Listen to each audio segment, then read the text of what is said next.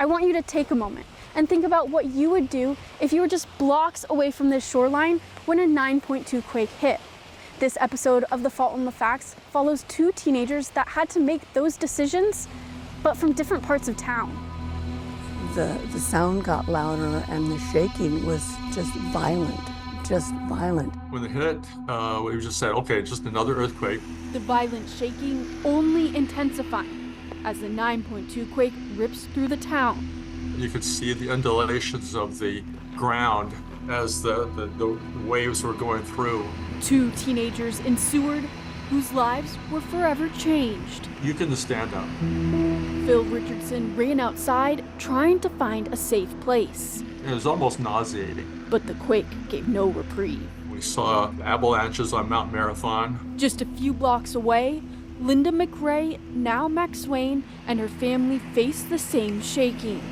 There were no phones working at that point. When the earth settled, her family raced to check on their loved ones. Families just stick together. Nobody questioned it if it was the right thing to do. Linda and 7 others made it to the head of the bay, but their extended family wasn't home. That was good.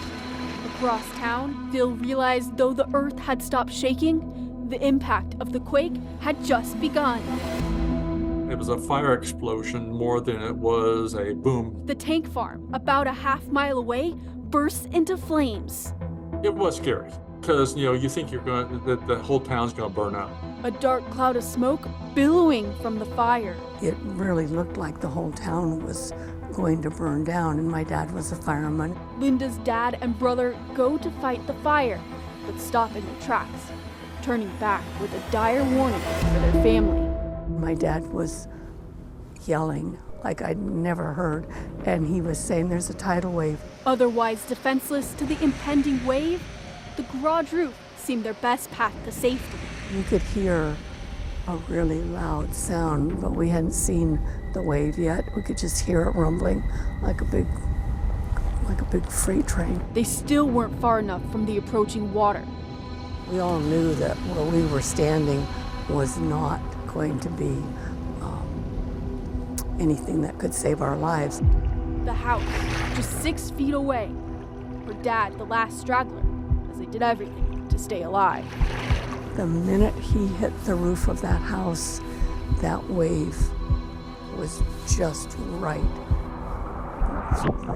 at us, barreling down. The powerful wave leveling the subdivision.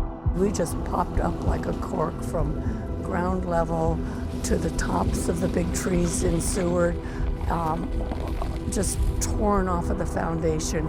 The house spinning. I always think the Wizard of Oz, just spinning out of control. Phil's family is nearby and also in trouble. Our car stalled, and we could not get it started. Now waiting for a miracle as a tsunami is racing toward them.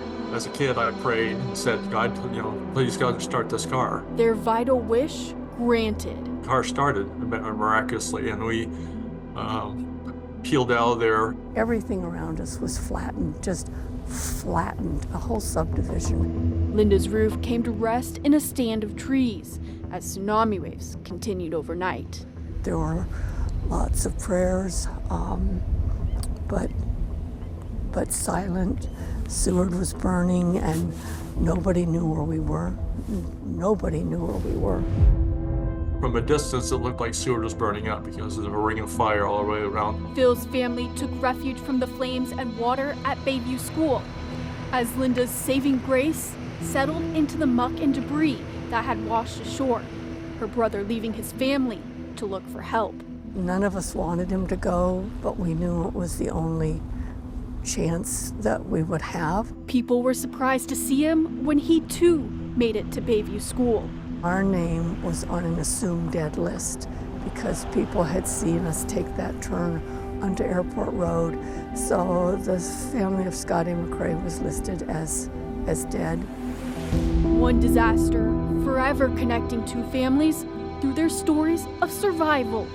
I'm grateful every day for having a life